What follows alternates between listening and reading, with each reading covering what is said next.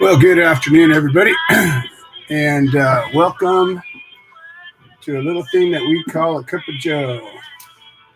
We've got some feedback going on. I don't know where the heck it's coming from.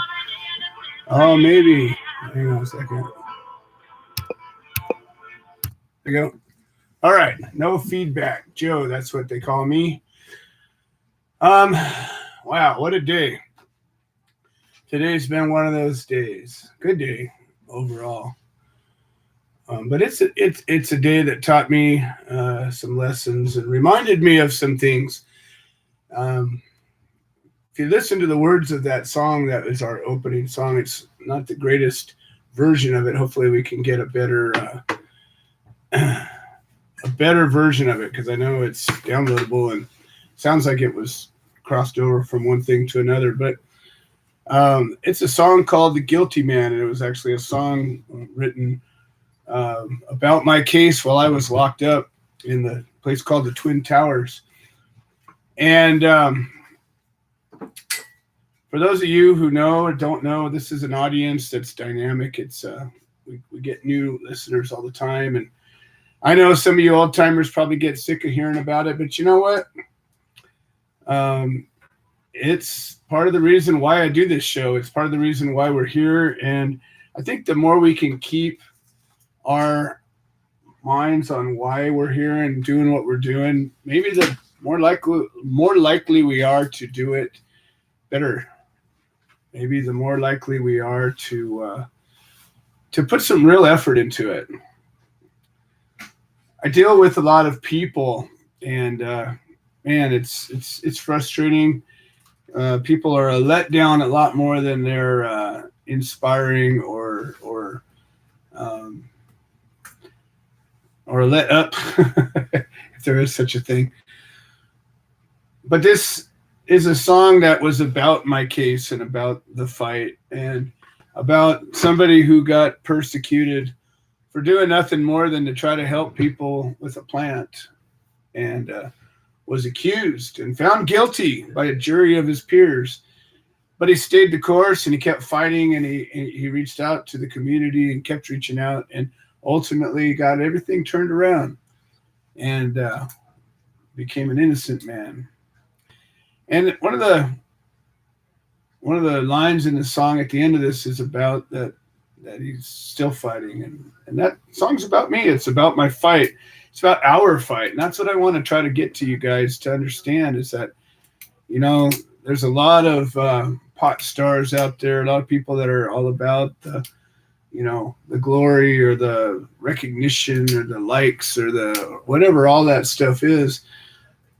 But the truth is, there's some of us that are just trying to make a difference. This is not a glorious thing, putting on a podcast like this. I enjoy it because it gives me an opportunity to connect with people that I think we're making a difference in their lives. And ultimately, I think this is a vessel, a tool that's going to help us to end prohibition, which is really what this is all about. I am one man, and I'm a kind of a crazy guy. I'm a guy who doesn't understand the word no. I'm a guy who knows that if we put our minds to it, we can get anything done. I know that if we can get a bunch of people to put our minds to it, there's nothing that can stop us. And that knowledge comes with the frustration when you see so many things counter to that happen everywhere I go. People that I work with, people that I care about, people that I'm friends with, people that are co-activists, people that are my team, let me down day after day after day. We promise things we don't deliver. We say today, but we mean sometime in the future. We say, I care, and we don't act like it. We do all of these things, and it even gets worse than that. If you really stop and think about it, most of the grief that you face in your life is probably caused by people you know, love, and care about. I don't know why humanity is that way. I had a situation today where somebody that I care a lot about, that I also work with, we had a major misunderstanding, and now that person doesn't work with me anymore. And every time something happens that doesn't work, I try to look at it to say, well, what the hell can we learn from this? You know, our failures are our teachers. And hopefully, those that were successful are also our teachers. And we're going to talk about that and a giant plan that we have in the works as the show progresses along. But I'm still trying to introduce you to this show, to me, to this organization that I represent, and to this giant project that I'm working to build a team to accomplish. Work and friendship, it's a tough thing to mix. It's the same as being activists and being friends. It seems like it's the perfect answer, the perfect mix. We all like each other. We all care about each other. The more we care about each other, more oftentimes, the more we like each other. We develop relationships, a give and take of mutual respect, of compassion and understanding, of communication, all the things that a relationship would have as an ingredient. But along with these things, we have our own human nature, which a lot of times is insecure, envious and jealous and selfish. And I think insecurities have a lot to do with it. Fearful. People are prone to stab you in the back, say shit about you when you're not around, lie, cheat, steal, all those things. It's interesting. You know, a compliment is truly a compliment when you're not around when it's being said. People will tell you anything to your face. But when you're in the background and you're listening to somebody talk about you and they don't know you're there and they're saying something good or bad or sideways, that's when people are generally telling the truth. Mm-hmm. And that level of honesty between people, they've done studies. People are generally not very honest. And when a person is honest, generally, those honest things that we say are often distasteful, unpleasant, not popular.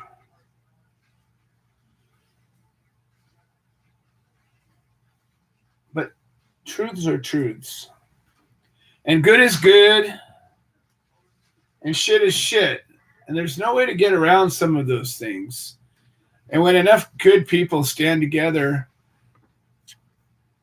and decide that we're going to stand for something that's worth standing for, and we're going to claim it, and we're going to fight for it, we're going to clarify it, we're going to demand it, we're going to figure it out, we're going to solve it. All of those terms sound like terms that could relate to another term that I like to call the solution. The solution, the opposite of the problem. Think about that word solution and see what comes to your mind. When you hear the word solution, do you smile? I got a solution. Or do you go, fuck, I got a solution? I say generally you probably smile.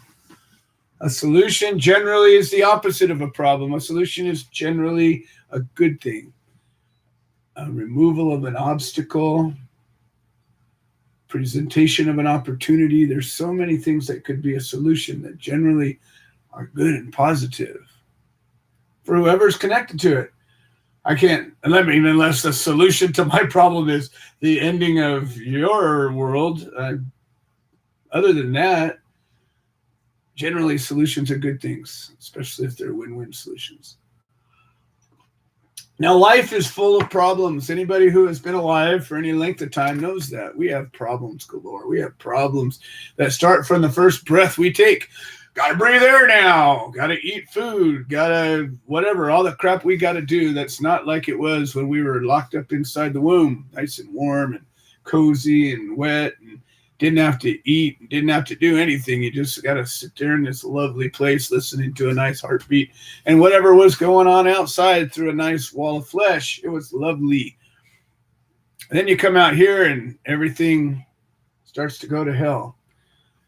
But in the midst of all the grief and the problems, there are some amazing and wonderful gems. There are some things that make it all worthwhile.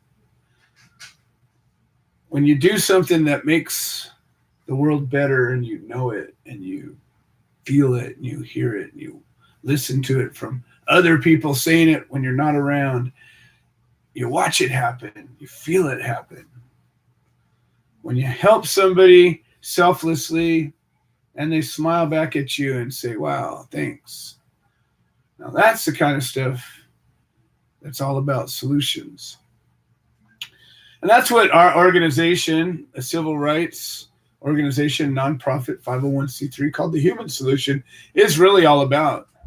It's about a group of people that got together, decided to own it, to be a group, a true organization, and say, you know what, together we stand. We stand united for a purpose.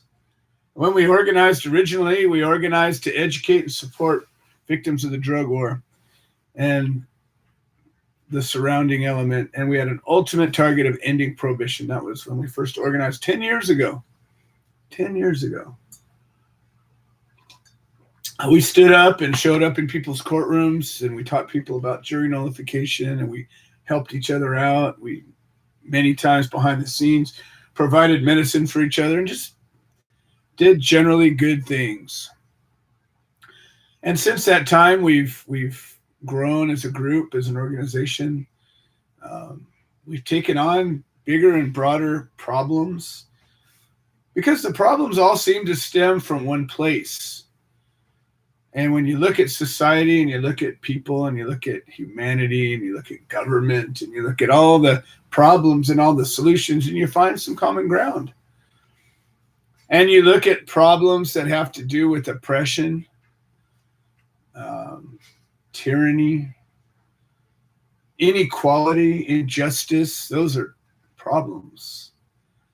And it all started probably with the very first people that were found, the very first other people that they could take something from or dominate or make them do something, and probably kept on going. You know, power is a great and terrible thing.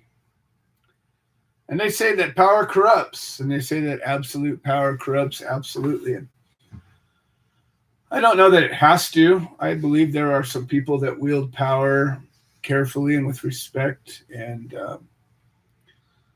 for the good, benevolently, philanthropically. I believe that power is wielded that way. But I believe that generally, if given the reins and left to our own devices, more people take advantage of that power than don't. If you look at just about every situation where an individual has power, the bigger the power they have. Generally, when you lift up the sheets and turn on the lights, you find problems. Find it in organized religion. You find it in politics. You find it in corporate structure power. You find it in every kind of way you could. pops up all the time now, but I think it's not because there's more of it. I think it's just easier to uncover things these days. And it's unfortunate because it really reveals the weak nature of man. I believe it requires a true strength of a courage of conviction, an element that's not worldly to wield power benevolently, to truly want good for the world and to act on it. And I think this organization, the Human Solution International, has drawn to it many people that have those wishes, that want to make the world better in a way that isn't necessarily glorious to themselves, in a way that will affect lots of people besides themselves. Hopefully it affects us too. But when we look at some of these fundamental problems, and you look at, I don't know, maybe our original Constitution and the original Declaration of Independence and other such documents that define our basic rights as understood by the people that wrote these documents. And they're all pretty clear. You know, we hold these truths to be self-evident, that all men are created equal and have a right to life, liberty, pursuit of happiness, and all of these things that seem great. I don't know anybody that really disagrees with them when we get to talking. But when we get to governing, well, it becomes inconvenient because, well, we need a whole lot of people to work over here, and we can't give them that much equality, so we got to do something to keep them working and not causing so many problems. And it goes on from there. But throughout all of history, there have been inequalities. There's been tyranny. There have been violations of civil rights, violations of human rights, and it happens virtually everywhere. Everywhere that one person is bound by laws of man and bound by rules, and that there are people that lord over those rules, that's where it all seems to happen. And in the great communes of the world, if you look at the history of communism and the great, world of that, there's always violent dictators and horrible people behind it all that are benefiting, while all the other people are equal at the bottom and 7 people are doing great at the top. It's never truly equal and good. Never, ever, ever, ever has not ever been. This isn't a political discussion. I think, frankly, our government is at its lowest low, maybe that it's ever been. I don't know, though. You hear stories, you read the history of our government, and we're not that different than we were in the first several sessions of Congress when they were yelling and screaming at each other and calling each other names and being general assholes then too. And the one thing that I find that binds it all together is we let it happen. We don't stop it. We don't hold anybody accountable for anything. We buy into their shit every election cycle. We listen to what they're going to do for us and say, oh, boy, look what he said. And then we elect them, and then they don't do what they say. And we go, well, that other guy, it's always that other guy. We never own our shit. We never own our own responsibility in this. Well, I'm here to own our responsibility in this. I think that we, the people, and I hate to overuse that term, but it's true. We are the people. We are the people they were talking about when they said we the people. At that time, we are those same people. We are the same people that are enlightened enough to recognize that there's problems, hopefully emboldened enough to stand up and do something about it. And we're certainly empowered to be able to do something about it if we're willing to work together. Mm-hmm. So what is keeping us? What is it that's keeping us from all standing together and saying, yes, let's do this thing? Well, I'll tell you what. It's humanity. It's egos. Mm-hmm. It's the envy and the jealousy and the selfishness and the backstabbing and the lying and then all of that crap. That's what's keeping us from getting what we claim we want. And that's disturbing. However, I believe, in fact, I know, it doesn't have to be that way. That we can change it. That we can decide to be that change that gets it done. And we can demand from our leadership that they change. We can demand from our leadership that they spend the money we want the way we want it. We can demand anything we want and get it if we demand it right. Yep. And that's what I'm here to do. I'm here to help to articulate and craft that message that we want and help to hopefully bring enough people together that we can execute a plan, that we can come up with a plan that has enough value that we can accomplish this, that we can bring awareness to people. They say knowledge is power. Knowledge is power. Well, how much do we really know? How much are we willing to know? Because knowledge is also scary.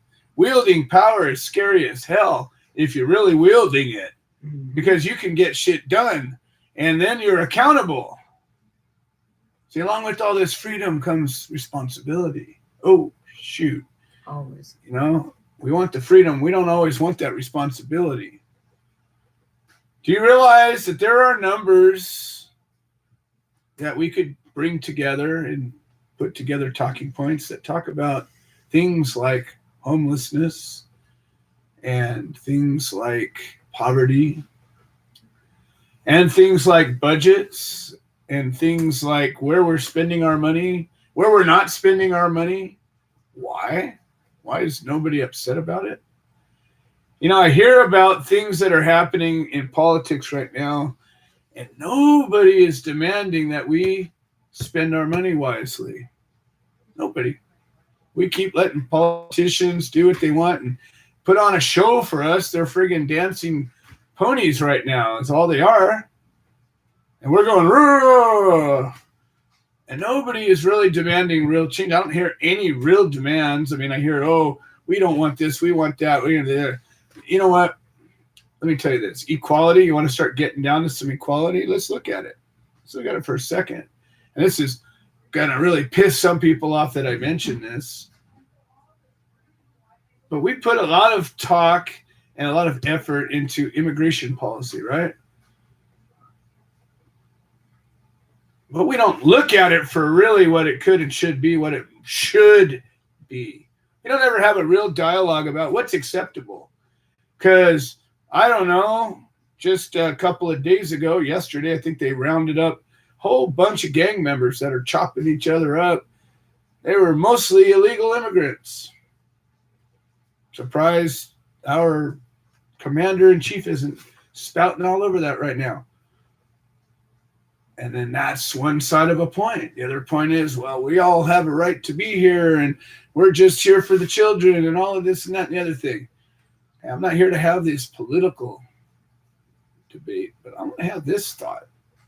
We have cities across America that are boldly, defiantly saying, F you, federal government. We're not going to listen to you. We're not going to help you raid these places, these people. We're not going to do it.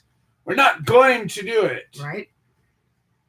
Nobody's saying anything about it, one way or the other. I don't hear people in the streets demanding that they assist the federal government or demanding the federal government stop. I don't hear it at all from anybody who's not an illegal alien or connected to them directly.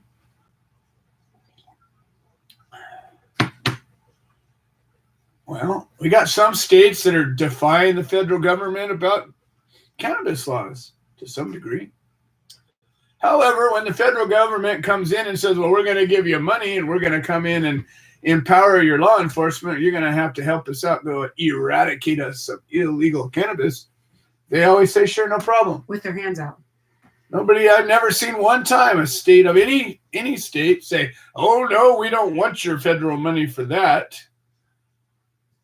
I have a whole stack of articles gathered up in the last couple of months that I'll begin to publish once I get some time and have discourse about this very topic. Equality? I think not. We have prisons that are built, sentences that are mandatory minimum sentences for nonviolent crimes. We got sold a bill of goods, tough on crime. We're going to make the world a safer place. We're going to get those bad people and we're going to lock them up for good. Well, yeah, they might have locked up some bad people for good. But I can guarantee you there are some good people that got caught up in that. They don't have any way out. They're locked up today, right now. What about that? What about criminal justice reform? Yeah, there's some talk about it.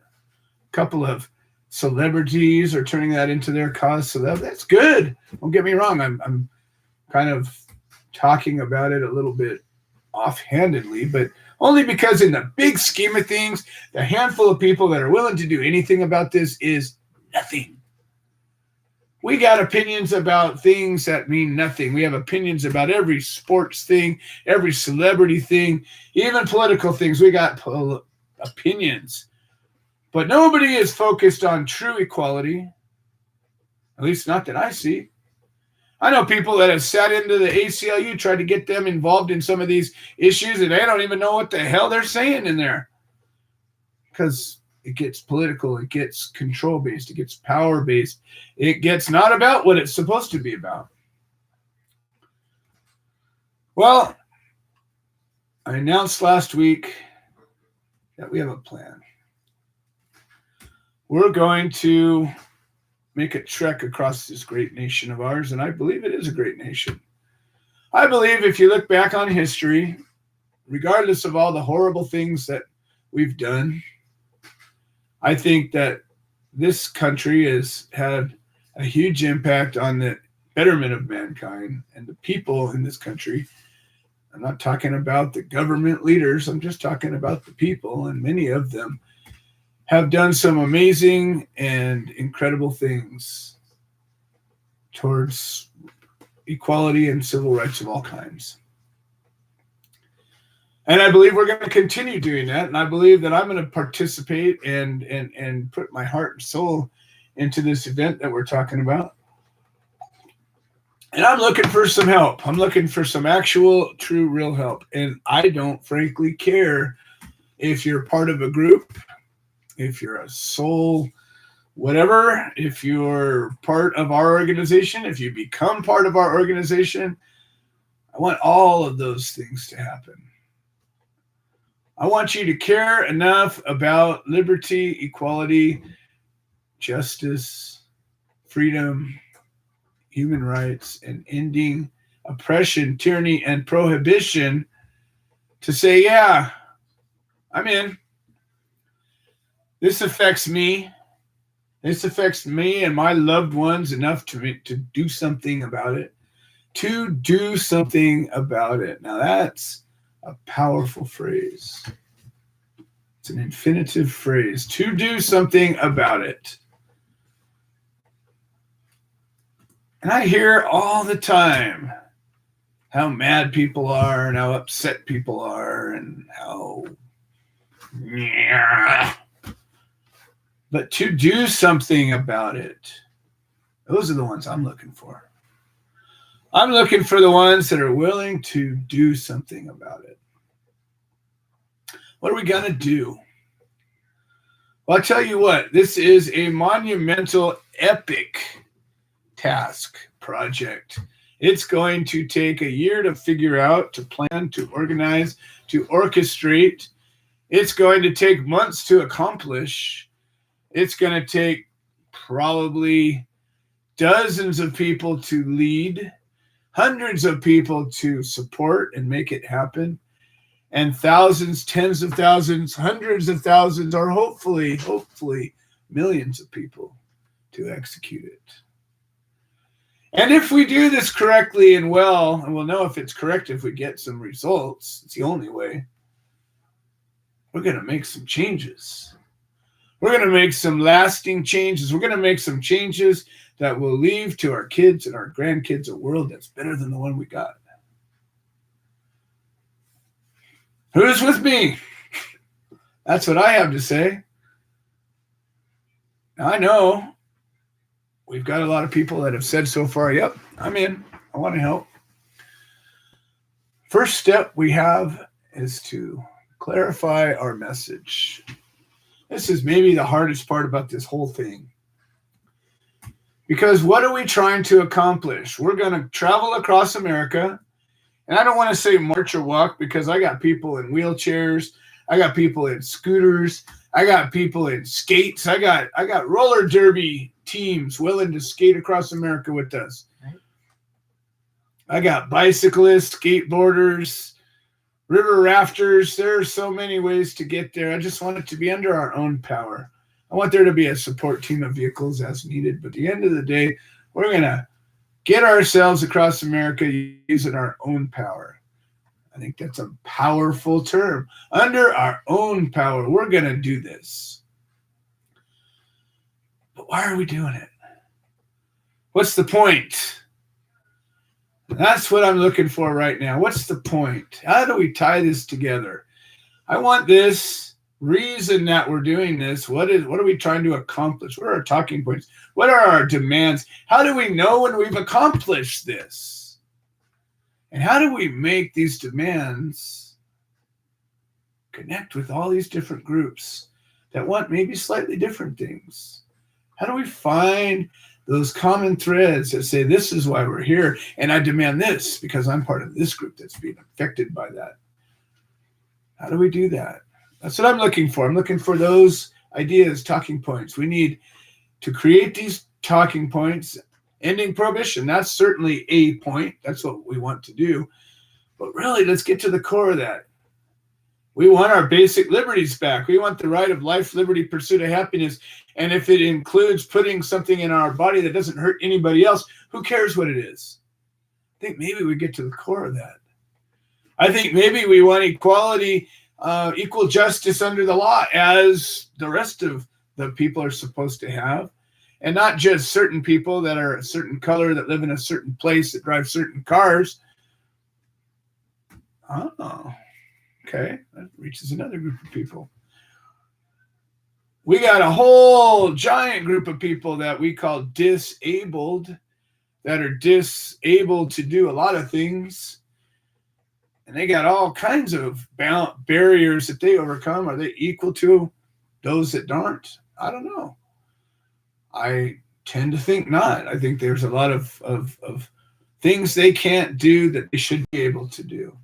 Do you realize that in America right now, we have doctors that are allowed by their states to issue prescriptions that will cause a person to die? Huh? Now, I'm not trying to enter an opinion about that. Try chemotherapy. Whether I think that's good, bad, or sideways. I'm talking about euthanasia. I'm talking about we have laws that a doctor who has sworn an oath to heal and do no harm can issue a prescription that allows a person to die with dignity.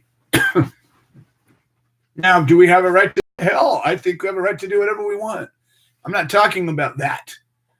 I'm talking about the hypocrisy our regulatory government is. The FDA, the ADA, all of these regulatory bodies that are supposed to be preserving and protecting us, and they're not doing that.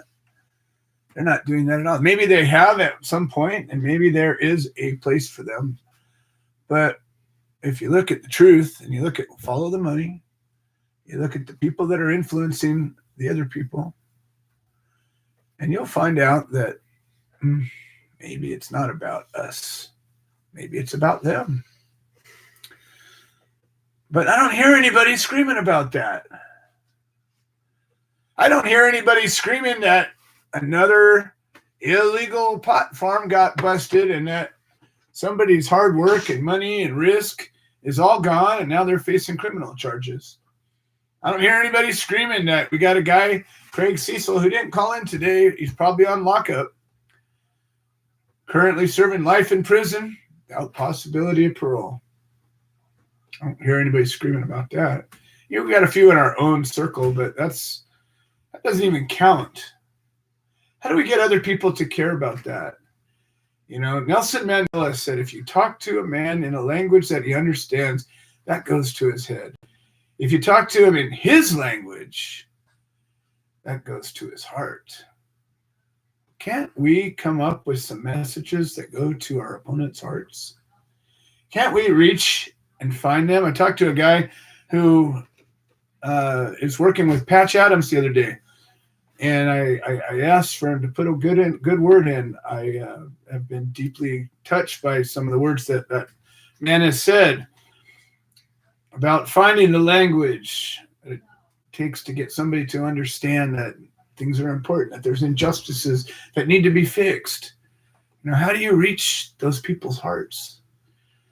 And do we reach it by demanding something that our opposition just doesn't get? I don't know. Maybe that's not the best way.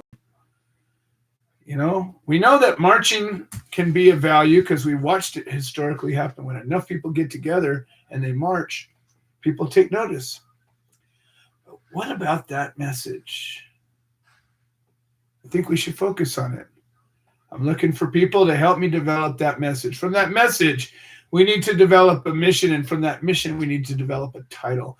And before we get started with our first press release announcing this event, we got to have that stuff figured out really well. Native Americans' rights, veterans' rights, disabled rights, patients' rights, all of these people, these groups, we need to tie these together as part of our fundamental rights, our civil liberties. We need to find those common threads that our message can be clear, and then we can bring out our demands based on that. That's what we need to do to make this work. I'm looking for people to help. I'm about to put out ads. I'm studying civil rights leaders of history. I'm looking at what they did that worked. I'm listening to their speeches. I'm reading their words. I'm watching. I'm learning as much as I can because I want to take all that the civil rights movement has accomplished and take all the good that's happened and let's bring it to this. Let's take it to that next level. We can do this. We're going to do this. And I say again, who's with me? And I'm hoping to hear from a few of you. All right. I don't think we have a personal guest interview, but we do have a few people that want to speak. And let's start with Dana Bland. We got Pete Yapel up. And let's see what's going on. Dana has been working really hard fighting the case. We just sent him out a package of Human Solution gear and garb and information, and hopefully you get it soon, and we're going to be able to hear some good news. Dana, welcome to the show. Yeah, how you doing? Today I just found here in Missouri that they just passed where they cannot no longer put nonviolent offenders or give them or make them pay bail anymore in this state. Well, now say that again. I don't think I understood that correctly. Wow. In this state, they just passed a law where they can no longer put nonviolent people that they arrest in jail and make them pay bail because it's been too hard on the poor people in this state. So they just passed a law where they can't do that no more. Really? Amen. Now, what do they have a list of what they consider nonviolent crimes? No, that's even petty theft and stuff like that. As long as they haven't been violent in any way, they don't have to go to jail, and they don't have to pay a big bail, which is what wipes everyone out. Now, what about if somebody embezzles or swindles somebody? I mean, do they have? I mean, like there are crimes that are nonviolent that are still have victims. I'm wondering if they've I imagine them. Because I wouldn't want Bernie Madoff to not be in jail right now. Right? But he didn't really physically hurt anybody. American greed. Well, I think that's great news, though. That's a step in the right direction, and hopefully, we can get some clarity to that and establish some policy of common sense. I wonder if they're going to also have a policy of releasing some of the people that are locked up for victimless crimes. I'm guessing. Well, they're already put on thousands that they're going to release, and I'm imagining if Illinois has done releasing 770,000 nonviolent criminals, that's going to spread. Well, let's certainly hope that this starts getting spreading, and I think that that should be part of our message. If it's happening in one place, why isn't it happening everywhere? I mean, discrimination. These are things, again, we're supposed to be. Oh, you know what? This is Craig Cecil calling in. I'm going to take this call, Dina, and we'll get right back to you. Sure. Okay. Oh, sorry, that was not Craig. Never mind. That was another no caller ID. Sorry. Okay. I get people. I tell people for 5 years in a row I do a radio show on Wednesday, and people still call me at 5 o'clock or between 5 and 7 on Wednesdays. So it's just part of humanity and their undying commitment to caring. All right. Anyways, well, that is great news, and I think maybe part of what we need to do with this event that we're putting together is gather a lot of information and statistics about things that are working, because they're happening. There are things that are good. I'm not, when I start ranting about our government and I start talking about the problems, it certainly doesn't mean that there aren't any good things happening. It just means that these problems haven't been solved. And when we find policies that are maybe helping to get us closer to these solutions, maybe we should highlight them. Maybe we should look at them closer and see what we can do to cause them to pick that up and tell them that I'm doing a radio show. I don't know who it is. Just answer it and tell them to keep calling. Anyways, I think that's a great bit of news. Anything coming out of your case? I know you've got you're about a week away now, right? Yeah, this next Wednesday at 9 a.m. at the Berry County Judicial Center, which is at 102 West Street, number 2, Caswell, Missouri. And we're inviting everybody that will come to come. And we may have a candidate that's coming too. That she's a Republican or she's a constitutional. She's running for Congress, and she's a constitutional lawyer, and she's pro-cannabis, and she's trying to get these laws tossed out, but she's for the people. And then hopefully she brings up more constitutional lawyers to tow with her, but she may be coming too. So hopefully it turns out, but that would be great. People think that. Yeah, go ahead. No, I just said that would be great when we can get people that are either part of our leadership or are working to become part of our leadership, and we can get them to be aware of these cases and to outwardly show their support. I think that's powerful. I think that, that's what we need to be focusing on, is getting more and more people more and more engaged. And that's just something that... Did you take over? I need you. All right, hang on. Lisa's going to take over for a second. Yes, go ahead. Keep talking. We don't plan on... Go ahead. Yep, I'm listening to you. You have the floor. Okay. Yeah, we don't think that we're going to lose anything this next week, but we're just trying to get people there. That way they have to know that if they try to take a break the law on us, that they're going to be seen for it. And if people don't think that other people that aren't, like family members or just plain other people that just don't like you, can't use the law as a weapon, they better think again, because that's what happened to me. Right. And, all this just finally came together where I know what happened, but it was just done out of meanness. And but yeah, these things can happen to anybody out there. And if you think that you're immune to it, think again, because your next day you could be landing in jail or anything like that. And you want to have all the support you can get and support other people that are having the same kind of issues. Absolutely. Absolutely. And we have to, we got to recognize it, because I mean, literally, you know, and there's sides to this.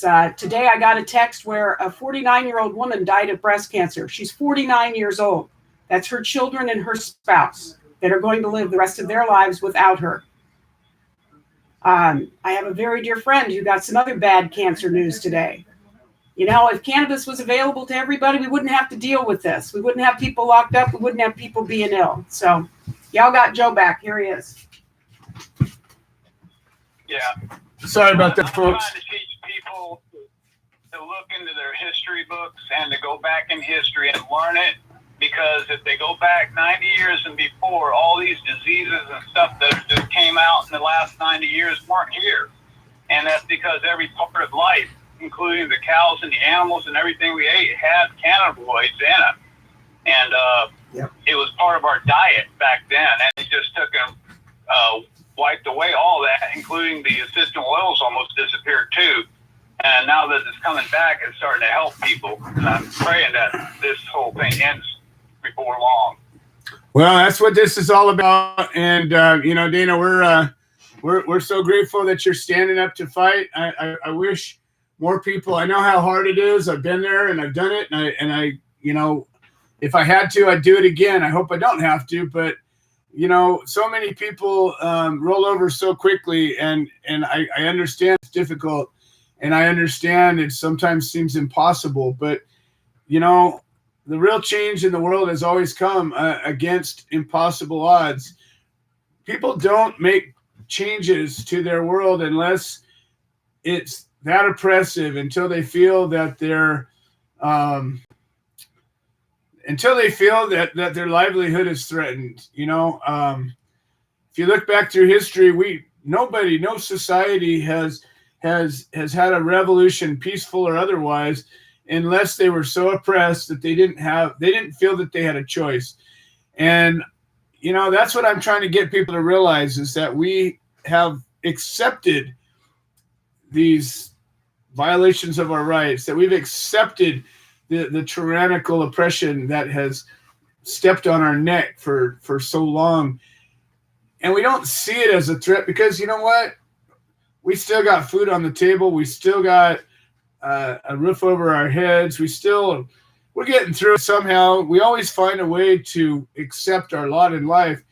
And yet, if we were to look at what our lot should be and the freedoms that we should have, I think maybe then we would feel that it's worth standing up for. Maybe the right to put things in our body that we see fit that don't harm anybody, regardless of what they are, maybe that should be important enough to fight for. And you know what? That's only part of this. It's, you know, it's a very fundamental part of it. And I think once we get our heads around that and start to mobilize and stand together, I think it's going to spread. Yeah, in this country, I've learned that there's 770 persons for every 100,000 people in jail. And Stalin had 6 million prisoners in his jail in the Second World War, before the Second World War. And we've surpassed that now. And most of it's because of the drug war, the war on drugs that started in 1973. And, you know, 71 and 73 when they did all the lying about it.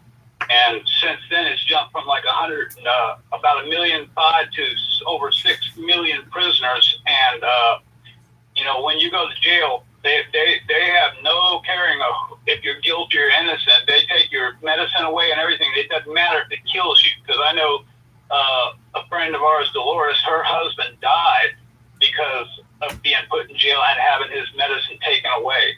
And then this lady out there in Kansas that we heard from the last few weeks. Yep. They didn't deserve that. No. So, you know something happened there. Exactly. And you know, again, these are just a handful of people that we've come across.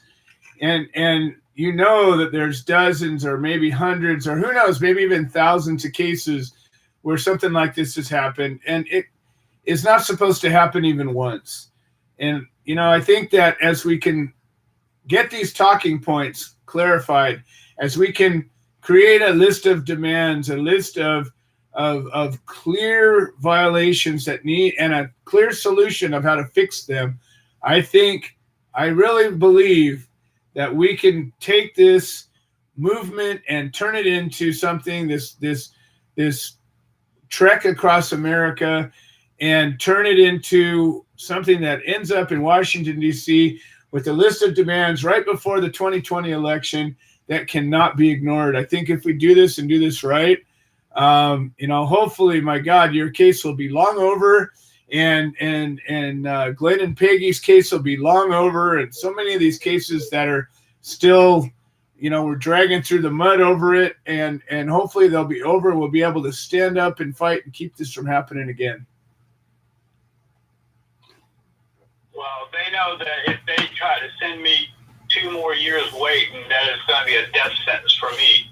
And that's not going to happen, because that would be murder. And they had no probable cause to even come out to our place. They didn't have any probable cause to bring a freaking helicopter out there. And then they try to lie and say that was their search warrant, and that was a complete lie. And 99% of people that get arrested, and it's mainly because of the stupid bails and stuff like they just ended here, is because they have no money to take and fight, and they think there's no hope or no support when there is. And only 1%, take and get out there and or try to fight. And I'm trying to change that, because no one deserves to take a plea deal when they're not guilty of what they're being charged for. I hear you. Well, Dana, I'm proud to fight alongside you and your wife, and I am just proud that you're standing tall. And I hope to God I don't have to come out to Missouri to stand in your trial. I hope I get to celebrate your freedom very soon. Hopefully this next week coming up. Oh yeah, it's going to be. So I'll let you put on your next person that. Yes. Your next guest, and hopefully they have a lot to say. But we have a lot to say, and it's we the people. Yes, it is. And we can take and beat this thing. So good luck to you all. Absolutely. Well, thank you, Dana. And it is we the people. All right. So we got a couple of new callers that popped in. Remember, it's about 5 minutes before the show is officially over, but I get to go overtime, and as you all know, many times we do. So we now have Amber Lee Taylor from Colorado, Jeff Eichen, Tom Corby, and Pete Yapel to speak. So I'm going to bring up Amber Lee Taylor, because I don't think I know her, and then we're going to bring Pete Yapel, because he's been waiting on for a while, and then Jeff Eichen's got some interesting and wonderful news, hopefully, to share with us, and then Tom Corby to wrap it up. So let's start out with Amber, and let's see where we're at.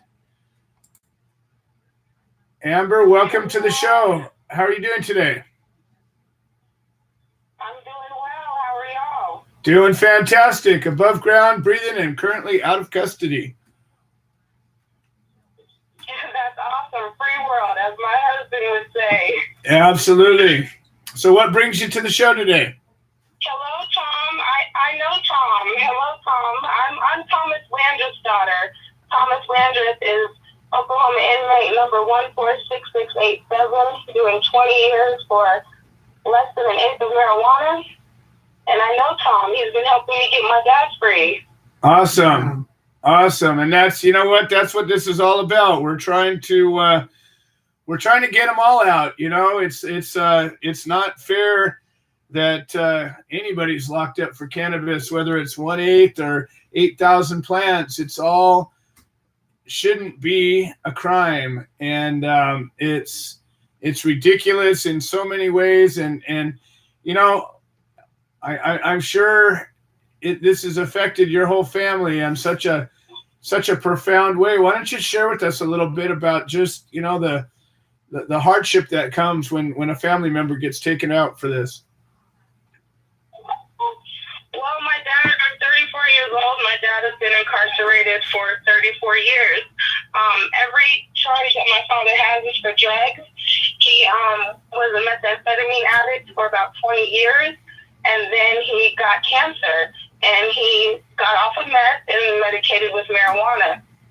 Well, his last charge was a third strike, 20 years, for the medication that he was using to stay off of drugs and cure his cancer. So it's been devastating. My mother's passed away since he's been incarcerated. I've had 4 children. I'm about to graduate nursing school. I've gotten married. All of that I've done without my dad. And we just celebrated my 34th birthday without my dad. So it's been completely devastating. For the last 9 years, my life has been dedicated to get my father home.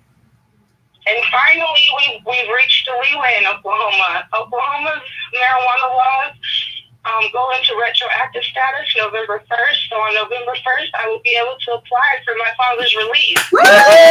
All right. Oh, that's fantastic.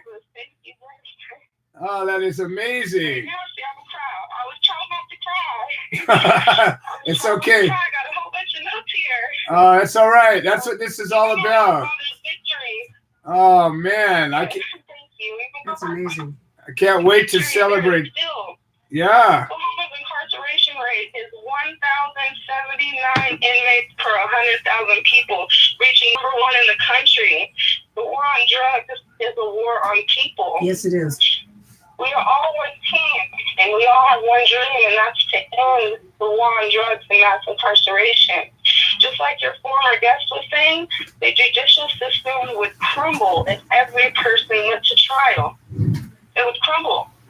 We all have got to stop taking these pleas and giving in to these people who are taking our lives away. 34 years has been gone without my dad for being an addict. 90 seconds. Well, I hope you know that our organization, the Human Solution International, has supported your dad, and I know a number of our members have been in contact and stayed in contact with him, and I know people have raised money and put on his books and all that kind of stuff, and you know, we're all about that's a community of people. Yes. The community of people that nobody knows about, that's 60 great amazing people that, and I love y'all. Like, I wouldn't have been able to do it for the last 9 years without y'all, so I thank you. Well, you know, we're organizing a walk across America, and it's probably going to start in next June, probably about just under a year from now. And it would be an honor and a privilege if we could arrange it so that you and your dad both could join us at least on a part of that leg. You know, there's going to be a lot of places where a lot of people get together, and I'm hoping to bring, you know, as many people that have been affected by this into this community, this march, this journey across America to get to Washington, D.C.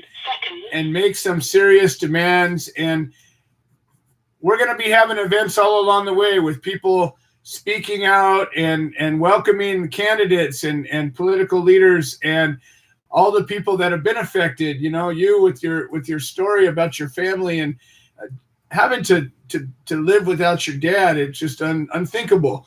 And if your dad was a violent person who did something that needed to be paid for, you know, that's another conversation. But I believe your dad didn't have any victims that stood up at his sentencing, did they?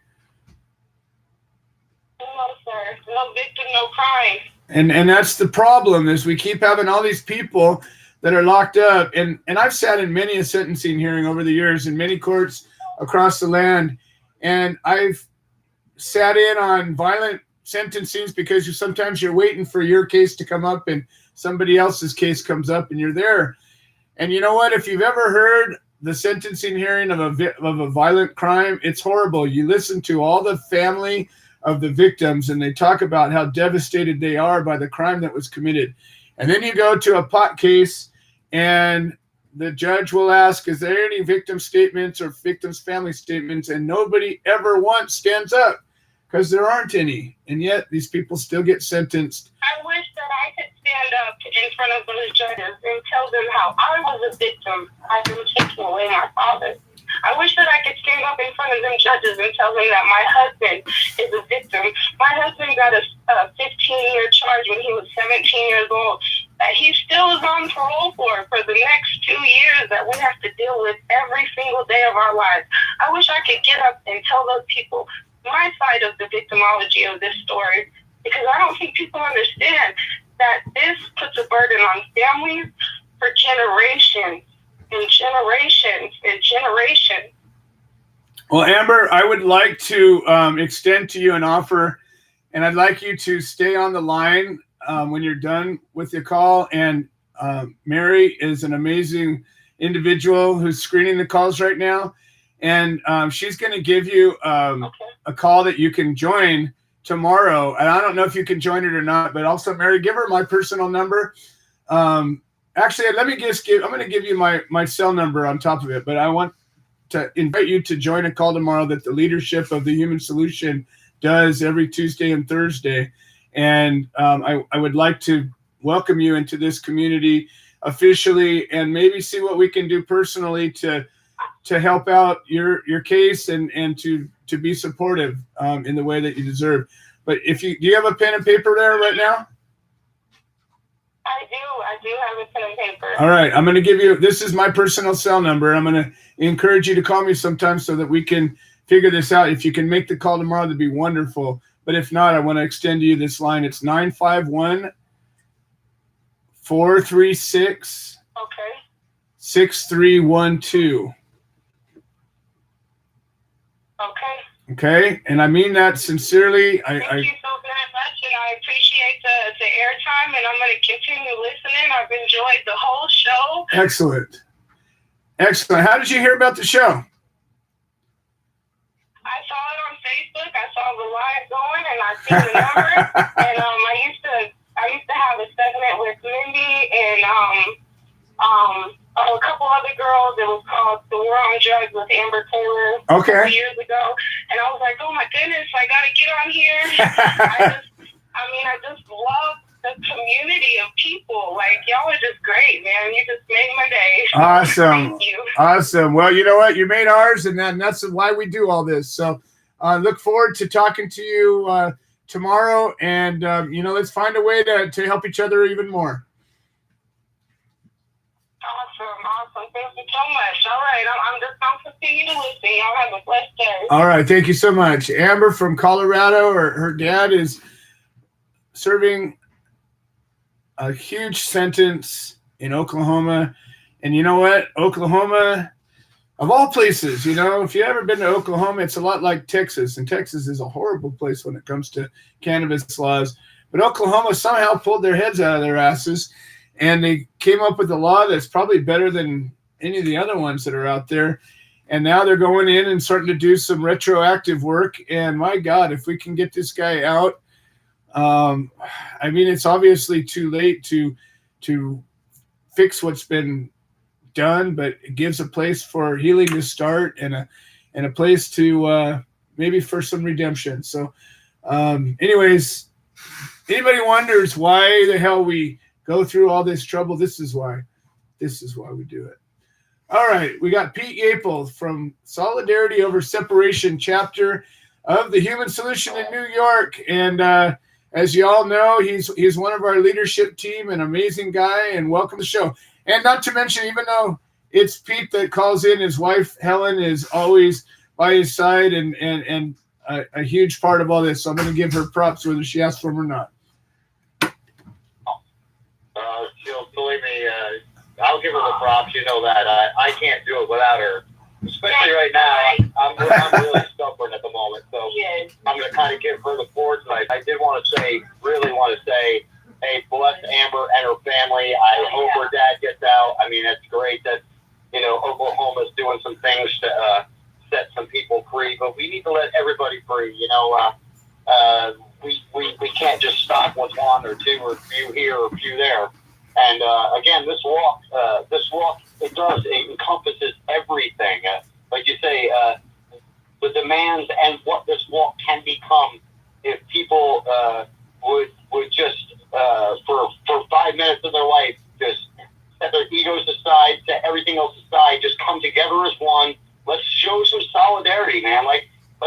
says we're going to arrange walks and arrange meetings parallel to wherever we are across this country, so that we can show that this isn't just a few rogue people running around doing this, that, here, or there, sporadic places. We want to show that this whole country means this, that we all want the same thing, that our liberties and our have been taken from us, that, we do no longer live in that society where we can, foresee that pursuit of happiness. Because a lot of our pursuit of happiness involves the plant. And that pursuit can't be reached if we keep these laws and keep the things the way they are. And, it's amazing to me still that so much focus is placed on something that could just grow from the ground, where we have all this corruption and all this real crime and all this real harm that's done to people daily. It seems more acceptable, especially by the punishment when, we let rapists and child molesters walk the streets with probation, and we lock good men and women up over a plant. But that's just the way I feel. It just can't be justified at all, those things that you said. In the pursuit of happiness, we can't attain that without ending the tyranny that is cannabis prohibition, because as long as we're all cannabinoid deficient, we're not going to be able to pursue any happiness. That's right. We need to fix that. Well, I couldn't agree with you more, Helen. And,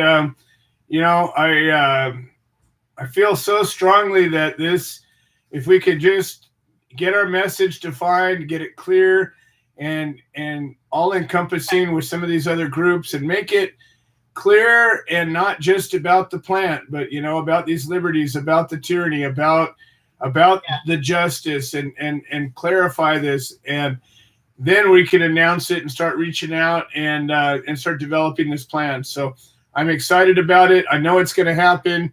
I'm looking. Yeah, I hear you loud and clear.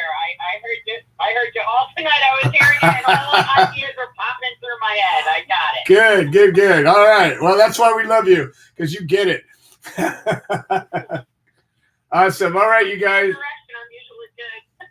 Well, now we get people all the time that are out in New York area, and they want to get involved and they want to participate in our mission to end prohibition. And how do they get a hold of you guys with the Solidarity Over Separation chapter of the Human Solution International? It's real easy. We're on Facebook, Solidarity Over Separation, the New York chapter of the Human Solution International. We're also on Facebook with our brand, Can We Talk 420. You can visit our website, www.canwetalk420.com, where everything is on there. Our solidarity stuff is on our webpage, our human solution stuff, our Willow Creek Spring stuff, all the things we do in advocacy, you name it, any service that we offer. So just, guys, any way you need to get in touch with us. Also, you can just call us, 845-522-3162. If I don't answer, listen, I get back to people really quickly. Excellent. Well, thank you guys so much. And it's also a pleasure and an honor to be working with you guys. And, we're making history. Anybody who isn't getting that isn't paying attention. We are making history, and we will be, we will look back on this and say, look what we did, because that's what this is all about. We're fixing this problem. I have to say, but the last 2 years of real involvement with the Human Solution and the people that I work with, I would not want to raise hands with, share with anyone and extend across this country than any other group of people, because you've all been true, real, and we fight the real fight every goddamn day. And I love and I'm proud of every one of you. Awesome. Well, thank you guys, Pete and Helen Yapel, Solidarity Over Separation chapter of the Human Solution in New York. And we're just going to keep on marching. All right, we got Jeff Eichen, and Jeff and I have been trading interviews. Jeff has been on this show a couple of times, and I just interviewed on his podcast last week, and just got some amazing, exciting news to share with us. And for all of you that know or don't know, we've been working with state prisoner Michael Thompson from Michigan for a long time now, and we've been making some big headway. And Jeff has been working parallel with us, and he's been bringing some heat to this. And I'm just going to let him tell us all about what's going on. Exciting stuff here. Jeff Eichen, welcome to the show. How are you doing today? Hey man, how are you? I'm at Potlatch with the natives in Washington State right now, and I'm gifting them some great stuff. And we're preaching freedom. We want to release all of our plant prisoners. We don't want anybody in jail for nonviolence. I couldn't agree with you more. Or for a plant. So tell me about the good news that's bubbling up out of Michigan. We're gonna go on Tuesday to meet Michael Thompson, who's been in jail for 25 years for 3 pounds, and we're gonna have Tommy Chong, who's 80 years old, from Cheech and Chong, Skype in, and we're gonna have a chat with Tommy. We're gonna record the whole thing. We're gonna blow it up and go to the governor, and we're gonna go to Normal. We're gonna do everything we can in Michigan to bring Michael home. That is fantastic. Yeah, I just heard the news. G.D. Kirkwood brought me up to speed just before the show, and it's exciting stuff. I know that it's right on the edge. We've got a motion that's been filed, and I understand that the prosecution has not too long before they have to answer this thing, and the judge has to answer it. So we're coming down. The deal is that gay marriage went to the Supreme Court and won. So are we. We're going to re-legalize marijuana. Nobody should be in jail for a plant, and we should bring our boys home, and they should get work so they have no record because it's re-legalized. It's totally true. It should be decriminalized entirely. It should be not ever have been a crime. So, at the end of the day, part of this is about keeping it from happening again. The other part of it is about fixing the problem of what's wrong. The problem of what's wrong. And the problem of what's wrong is prohibition, regulations, tyranny, and the fact that we have nonviolent offenders that get locked up. And once you get locked up and you have this felony on you, even if you get free, most of these people are still marred for life, and we got to undo that. And we can create a pathway, we can create a mechanism, and that's got to be part of our demands as we're marching across this country in before too long. That's got to be part of our demands, is we need to make whole these people that never should have been branded criminals to begin with. Well, I'd like to tell your audience that I'm going in, and anybody in Michigan that has a connection that I can film while I'm there, I'll be there for 5 days until Saturday at the 27th at 5 p.m. And I'm flying out of Ann Arbor, and I really want to record people that have a voice and have an impact, and I want to bring Michael Thompson home and help to end prohibition on my side, and what I'm doing with my film Lifers Madness at lifersthemovie.com. So anybody can text me through my site, lifersthemovie.com. All you people in Michigan, find me. I'll be there for 5 days. I'm going in with a powerful lawyer, and we're going to make some noise and then get on some radio stations and just keep me busy for the 5 days I'm there, everybody. I want to end prohibition and re-legalize marijuana globally. Well, I appreciate that. And we used to have a lot of Michiganders that were part of the organization. And you know what? It's funny and kind of sad that at one time we had a lot of cases in Michigan that we were supporting. And we had a lot of people involved. And then one by one, the cases wrapped up. And unfortunately, most of the people that were involved when their cases were over just kind of disappeared. But meanwhile, I know that there are still plenty of good activists in Michigan. And, we've got Jeff, who has dedicated his existence to ending these problems and supporting these people that have no way to have a voice for themselves. And he's doing the good work. We got to stand by Jeff and the work he's doing, because it's all of our work. It's the same deal. And you know what? Reach out. Jeff, how does somebody get a hold of you if they want to participate in your project? My phone number is 360-774-8255. 2235. Again, everybody, in Port Townsend, Washington, my phone number, my cell is 360-774-2235, and you can find me at lifersthemovie.com. Awesome. Well, Jeff Eichen, it's a pleasure to continue working with you, and I can't wait to see Michael get out, and if we find out that's happening, I'll get my ass out there as well. And you know what? We're just going to keep this march going. Well, I want to tell all your people that you're doing a fantastic job with what you're doing, and I want to thank you so much for everything that you bring to the table, and you keeping the conversation going. That's what we got to do. We got to keep talking the talk. We got to keep educating people. Knowledge is power, and most of the problem that we face is because of ignorance and lack of knowledge, and most, maybe even scariest, is misinformation. People have bad information and they act on it, and that's what we got to correct. We got to let people know the truth. The truth is our light. The truth is our salvation, and the truth is our most powerful weapon against tyranny. So let's use it, folks. Thank you, Jeff, and I look forward to hearing the good news, and thank you for being part of the solution. And Jeff Eichen, EICHEN on Facebook. I'll be posting live from Michigan next week. Everybody keep in tune and send me some people to interview. Everybody, love you, and hemp hemp hooray. Hemp hemp hooray. All right, folks. Jeff Eichen, he's a warrior. Been a warrior for a long time. Sorry, I think I accidentally cut you off. But Jeff is just one of the good guys, and we just need to stand and support everybody who is standing up and doing something to help. We need to stand with them. We need to support them. And we need to show them that we're a community.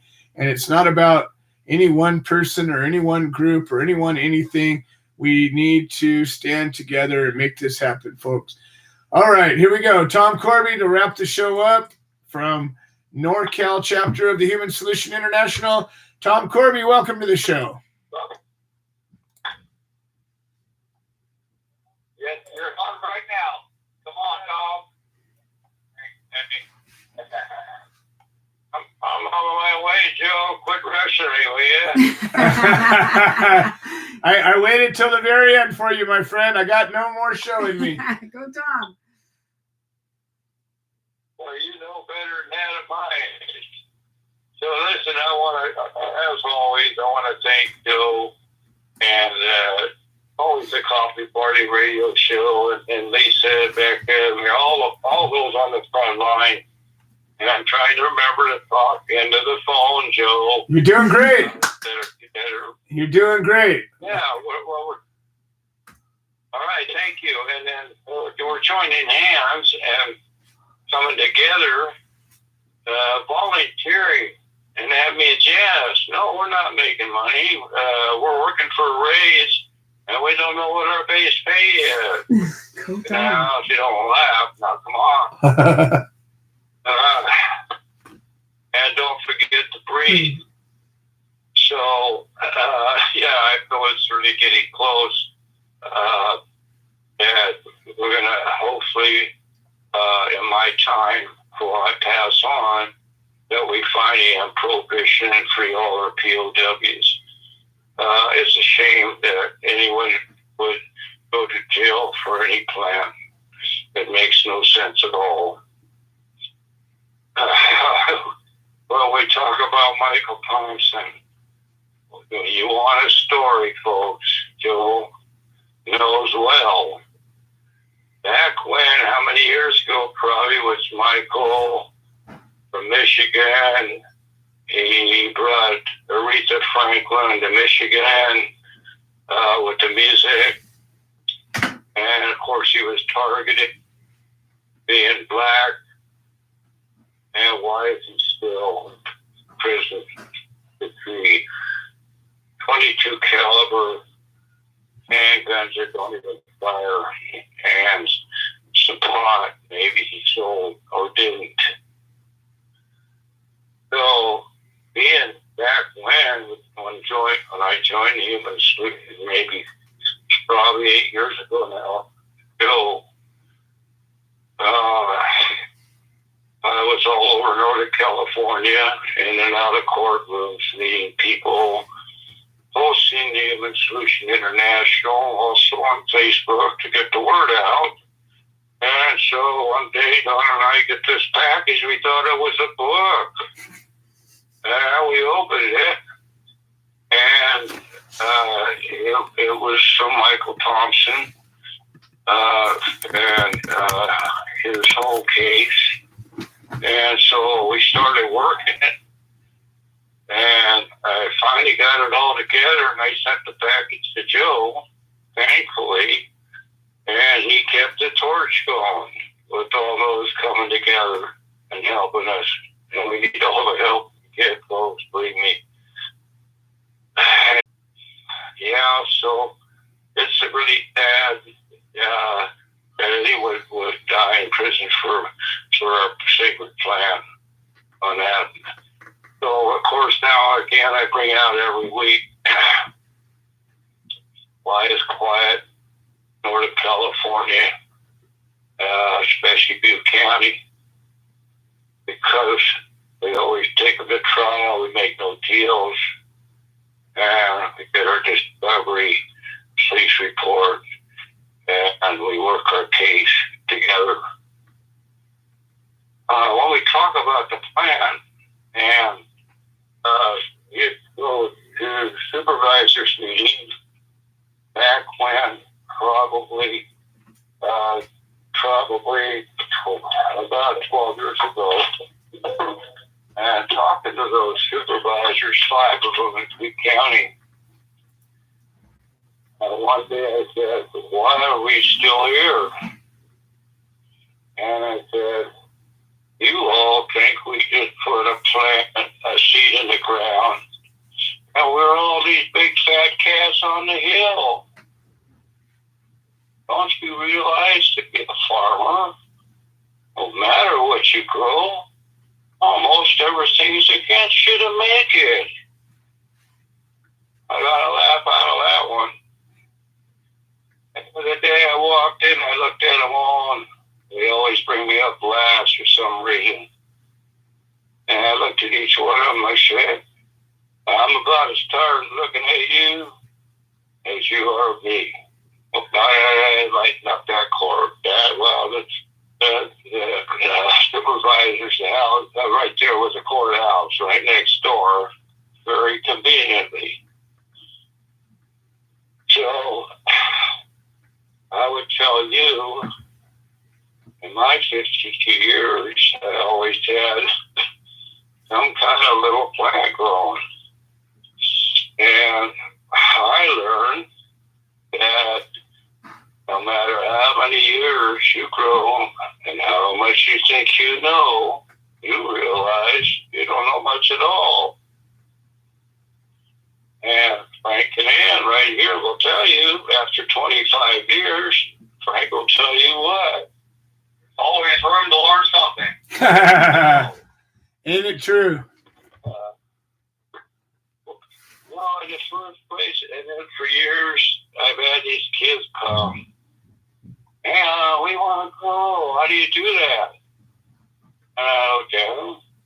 I'm going to play the devil's advocate here. I said, you know, first of all, almost everything's against you to make it. Think about it. If it's not the mites, it's the mold, or it's caterpillar damage, or it's hail, or it's wind, and disease in the end. Not to mention, you might go to jail for this plant. Oh, yes, you might. Someone say, oh, no, not me. Well, yeah, they did. And thankfully, with a lot of help, they're all out now.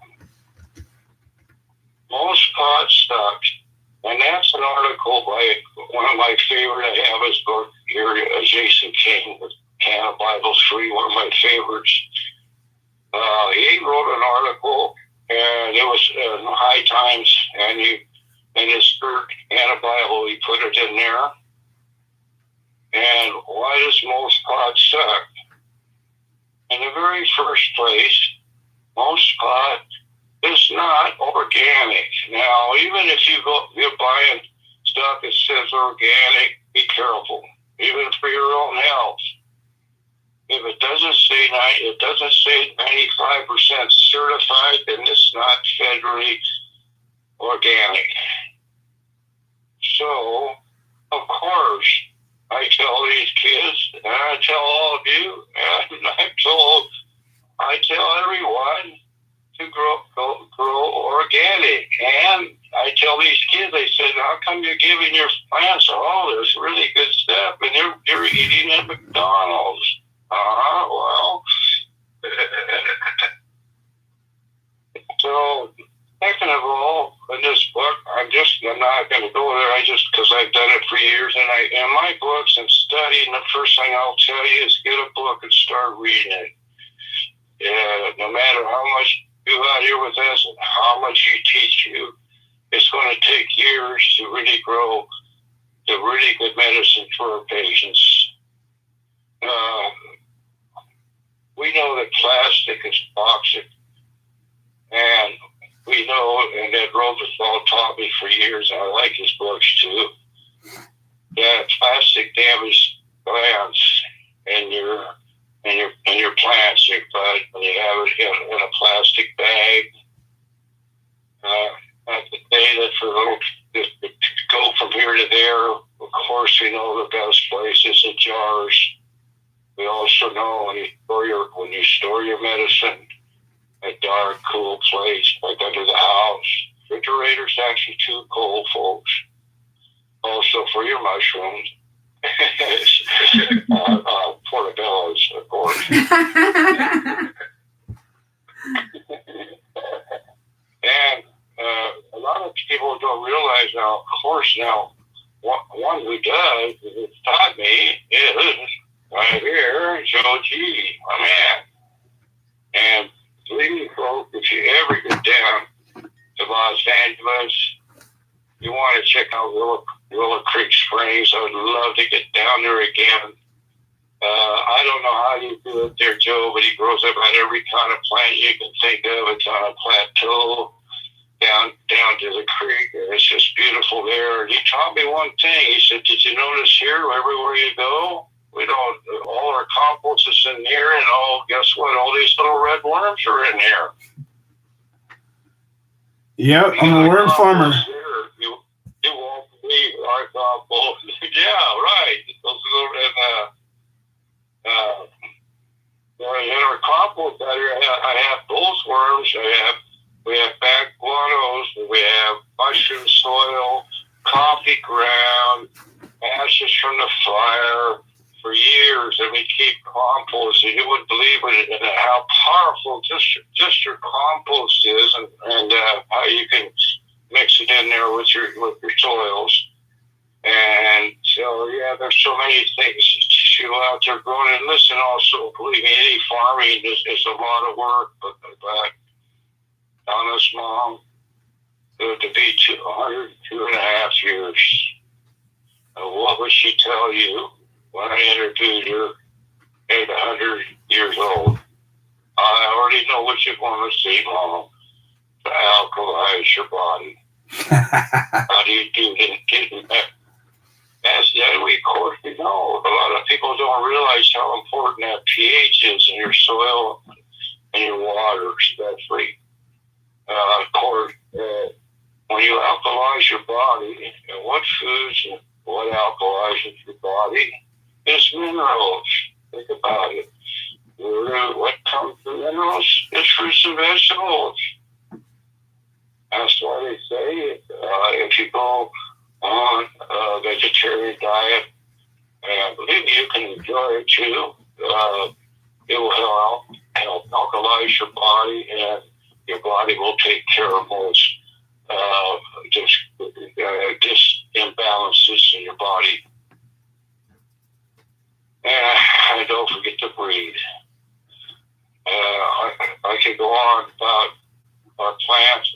Also, I'd like to say, and Joe knows this well, basically what I understand, and I see, and I think Joe will agree here, and Frank, your roots actually really want to go after the water, not that they don't feed too. And if you water a little less and more, I found is better. The roots actually will go down deeper and go after that water.